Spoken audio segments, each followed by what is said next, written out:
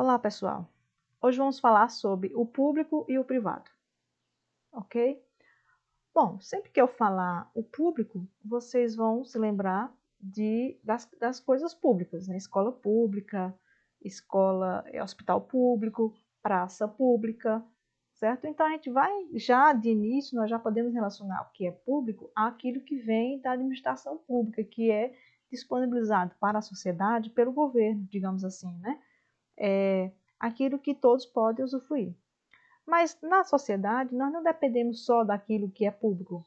Se a gente não quer usar uma escola pública, a gente pode também usufruir de uma escola particular ou privada, né? Então, o privado é aquilo que não é o público, digamos assim, né?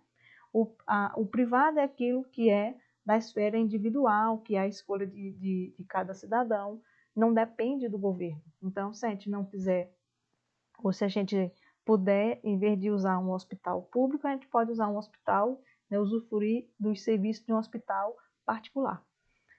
Na nossa sociedade atual, né, esse particular ou esse privado, ele é bastante extenso, vai desde a nossa casa, né, da nossa vida privada, até as empresas privadas, até a atuação das grandes empresas. Bom, vamos falar sobre isso, mas vamos primeiro lembrar que estamos numa aula de filosofia, então nós vamos falar do ponto de vista filosófico. O filósofo Aristóteles, ele é o cara que vai começar a falar sobre essa distinção entre público e privado.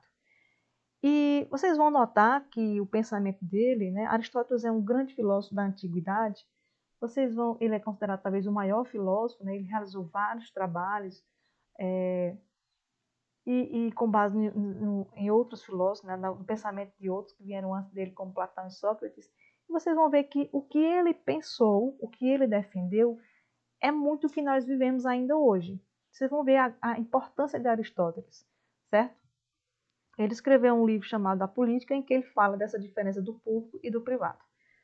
Bom, e vamos começar falando sobre, então, o privado. O privado é uma palavra que deriva do latim, privatus, e representa aquilo que é colocado à parte, ou que é pertencente a si mesmo, próprio, individual, né? Então, não pertence a todos, não é de uso de todos, é particular, né? Ok. Para Aristóteles, tudo se inicia dentro de casa, na família. Então, a esfera do privado é a família, inicialmente, ok? E é dela a responsabilidade pela formação ética do indivíduo. A família, para ele, é a representação da esfera privada, e esta se coloca como esfera inferior à esfera pública. Olha aí. Porém, com seu devido valor e responsabilidade. Por quê? Porque é na família que nós aprendemos os valores, né, os princípios éticos que vão ser colocados em prática lá fora, na vida pública, né? Então, veja como nós conhecemos essa ideia de Aristóteles, né? A educação que nós recebemos em casa é aquela que nós vamos, é com ela que nós vamos agir na vida pública. A gente vê assim, eita menino, teu pai não te dá educação não, né? Então, olha como essa expressão é uma expressão aristotélica, ok? Então, vocês percebam como ele está bem atual na nossa sociedade. E Aristóteles se preocupava com essas questões de público e de privado, porque para ele o objetivo de tudo, de todo ser humano, era a felicidade. Olha que interessante, certo? E a felicidade não era algo simples para Aristóteles, era algo complexo, né? Primeiro ele vai dizer assim, o homem é diferente dos demais animais, porque o homem ele escolhe com quem vai viver, com quem vai formar família, né? Ele não se associa instintivamente com qualquer pessoa, né? Mas a gente cria uma organização social. E essa organização social, ela deverá auxiliar o homem a atingir a felicidade. Segundo Aristóteles, a felicidade é um estado pleno de realização pessoal por ter realizado um bem. Prestar bem atenção? Por ter realizado um bem. Então, a felicidade se alcança quando se faz o bem, quando se busca o bem comum, o bem de todos. É algo que só se atinge a partir da virtude. Dessa forma, a felicidade seria a finalidade da vida privada, certo? A virtude são coisas como a justiça. Então, para se ter felicidade, se tem que praticar a virtude, como, por exemplo, a justiça. Bom, então, na esfera privada, a família tem essa grande importância, já notaram, né? E na esfera privada, há relações, por exemplo, de pai com esposa, de pai com filho, e no mundo grego, de homem com escravos. Eu não vou falar um pouco dessa relação, mas por aí você já tem uma ideia Aristóteles vai defender que o homem é a parte central, é o chefe, digamos assim, né? Então, essa outra ideia de Aristóteles, ela também está muito presente entre nós, em que o homem é quem é, digamos assim, né? A cabeça da família, é quem dá as ordens ali, dá o comando. Recentemente eu vi uma fala, né, do atual ministro da Educação, falando desse papel do homem na sociedade, então uma fala totalmente aristotélica, certo? Bom, nós não vamos discutir isso, se está certo ou errado, nós vamos discutir isso, mas posteriormente. Agora vamos conhecer um pouquinho mais desse pensamento de Aristóteles. E o público, né?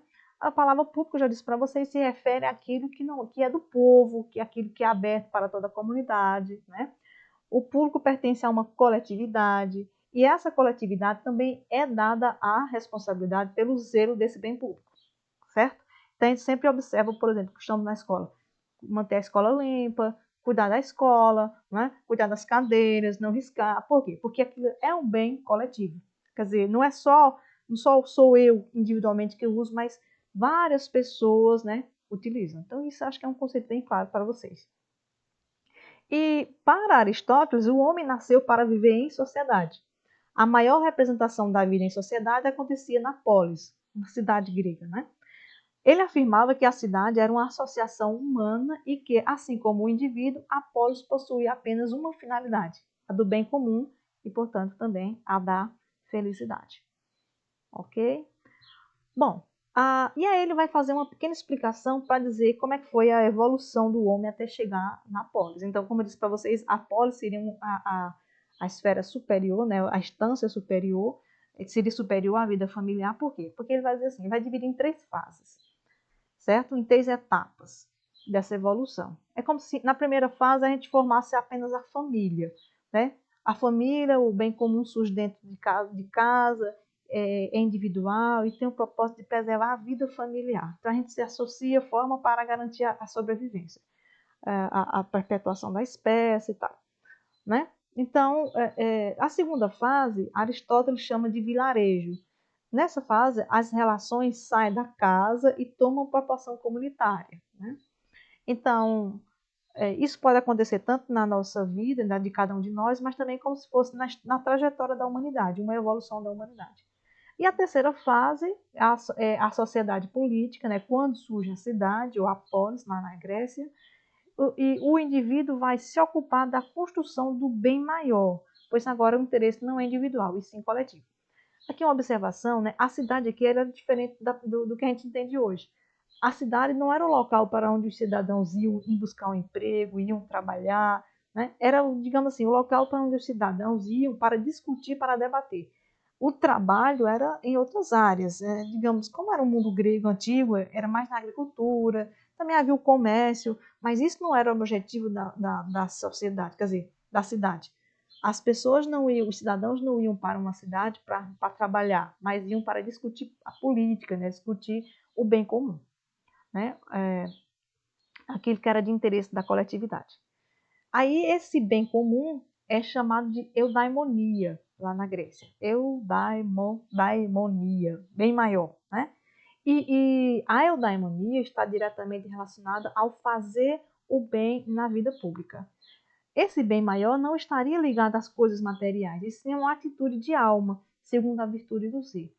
Bom, então aquela ideia, né, de que o bem da coletividade deve estar acima do bem individual. Então se deve discutir aquilo que é importante para todos, né, e não aquilo que é importante para um ou para outro. Olha a ideia aristotélica, como ela é interessante e como ela se diferencia muito do que é a política hoje, né, que os políticos estão ali administrando, pensando mais nos seus próprios interesses ou no interesse de alguns certos grupos poderosos do que do interesse de toda a coletividade, né? Então, a ideia de Aristóteles de política era essa, né? A essência da vida política era a política para exercer o bem comum. Bom, E aí o poder privado, né? Eu falei de público, de privado, agora é de poder público e de poder privado. Acrescentei agora a palavra poder, que eu falei para vocês também na outra aula sobre isso. Na Grécia Antiga, o poder privado se referia às relações familiares. Então, como eu falei para vocês, né, o pai tinha o poder sobre a esposa, sobre os filhos, sobre os escravos, sobre aquelas pessoas que estavam ali em torno da família. Então, era nesse sentido, o poder era exercido dessa forma, o poder privado, certo? O poder exercido pelo pai dentro da família. Na sociedade atual, é bem mais complexo, né? Esse poder privado é representado pela individualização do ser, pelo domínio da vida de alguém que trabalha para si mesmo. Nesse domínio, as pessoas trabalham, trocam bens e sustentam as suas famílias. Então, são aquelas ações que a gente desenvolve para a gente conseguir manter a nossa família. E essas ações, elas são as mais diversas, porque a gente pode, por exemplo, para manter a nossa família, construir uma empresa.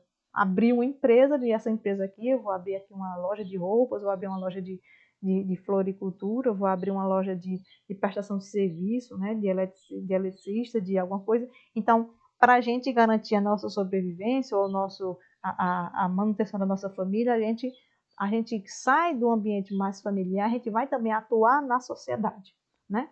Então, mas veja que isso é uma coisa que nós fazemos por nossa conta, não depende do governo. Por isso que existe a chamada iniciativa privada, né? O poder privado administra hoje um setor determinado da vida em sociedade, garantindo a autoridade e a autonomia dos órgãos ou de instituições que passam a existir independente do Estado. Como já falei para vocês, as várias empresas, né, da saúde, do comércio, né? No poder privado teremos um destaque em empresas autônomas, que constitui a chamada iniciativa privada. Bom, então, de Aristóteles, resumindo, né, o poder privado ele é aquele que é exercido na família, mas na sociedade atual, o poder privado ele é exercido não só na família, mas também na sociedade, a partir das pessoas, a partir das empresas, ok? De modo geral, é isso. E o poder público? O poder público nós já entendemos mais ou menos que é aquilo que é exercido pelo governo, né? Se refere, tanto lá na Grécia Antiga, à administração da polis, na atualidade, o poder público se refere também a uma administração pública. E esse poder público no nosso país, ele está dividido, organizado desde a esfera nacional, federal, que nós chamamos de União, né? O poder público que administra todo o país. Tem o poder público que administra o Estado e o poder público que administra o município, né? E aí, para essa administração ocorrer, tem um conjunto de órgãos, né? Secretaria de Educação, de Segurança, né? Secretaria de Obras, etc, certo? O poder público ele é constituído de poder legislativo, poder executivo e poder judiciário, que é uma coisa que vocês também já conhecem, né? O executivo em esfera federal é exercido pelo presidente, no estado pelo governador, no município pelo prefeito. O legislativo tem a Câmara dos Deputados, né, deputados federais, os senadores. No estado também tem os deputados estaduais e no município a Câmara dos Vereadores. E o judiciário tem os juízes federais, os juízes que atuam no estado e os juízes que atuam, né, os juízes, né, os auditores, tal, que atuam no campo municipal. Cada um com a sua função, como vocês podem ver aí, né? E no texto que eu vou disponibilizar para vocês também vai ter um pouco mais de informação. Bom, além disso, a administração pública é composta por órgãos públicos e por agentes públicos. Órgãos, já falei para vocês, né? Unidade estadual com uma função específica. E agentes são as pessoas vinculadas ou não ao Estado que prestam esse serviço público. Os agentes podem ser políticos e administrativos. Então, o prefeito, o vereador, né? o deputado, o presidente, são os agentes políticos, são os políticos. E os agentes administrativos são os servidores, né? São servidores públicos, concursados ou não, contratados, como os servidores lá da escola que a gente estuda, né? A diretora, os professores, os servidores da limpeza e tudo mais. São os agentes administrativos, certo? Então, nós podemos observar, então, né, concluindo, que a aplicação dos conceitos de público e de privado existe desde a antiguidade, de Aristóteles, mas também eles continuam bem atuais, né? o privado, a diferença é que o privado sai da esfera unicamente familiar e vai para a esfera produtiva, vai para a sociedade, vai para a economia, certo? E o poder público permanece de responsabilidade do Estado. Esse material com base no fascículo, né, do governo do Estado, que vai ser disponibilizado para vocês, e, por enquanto, é isso, ok?